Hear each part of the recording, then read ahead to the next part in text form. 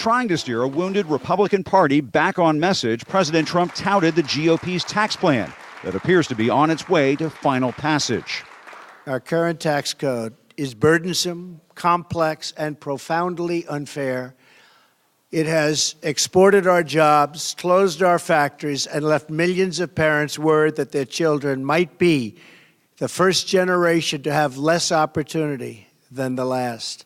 The GOP plan is expected to lower the corporate tax rate to 21%, trim the top rate for individuals to 37%, reduce the mortgage deduction for homeowners, and repeal the individual mandate in Obamacare, a holiday gift the president claims for taxpayers.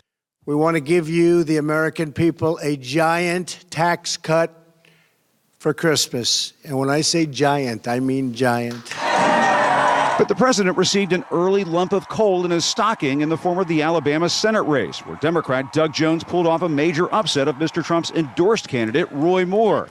It was a defeat for the president, who defied warnings from fellow Republicans who rejected Moore, instead listening to his former chief strategist, Steve Bannon. A lot of Republicans feel differently. They're very happy with the way it turned out.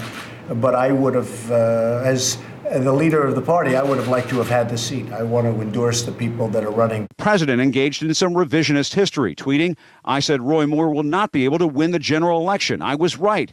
Roy worked hard, but the deck was stacked against him." But that ignores the fact that the president put his full weight behind Moore, who had been accused of child molestation. He says it didn't happen. And, you have to listen to him also. Even touting Moore's candidacy just across the Alabama border in Florida. This guy's screaming, "We want Roy Moore." He's right. Republicans who have clashed with the president were celebrating Moore's defeat. I know we're supposed to cheer for our side of the aisle, if you will, but I'm really, really happy with what happened for all of us. While Democrats argued the Senate should wait for Jones to be seated before any vote on the GOP tax plan. I think it's the right thing to do because the people of Alabama have spoken who they want to be representing them. Others in the GOP pointed fingers at Bannon, accusing the conservative firebrand of leading the party into disaster. It's not even so much as a political issue, almost as a moral issue. This guy does not belong on the national stage.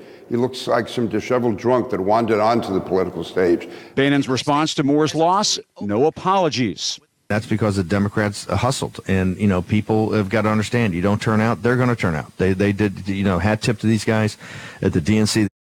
But the election in Alabama wasn't the only source of turmoil for the White House, as top aide and former star of Mr. Trump's TV show, The Apprentice, Omarosa Manigault, abruptly left her position.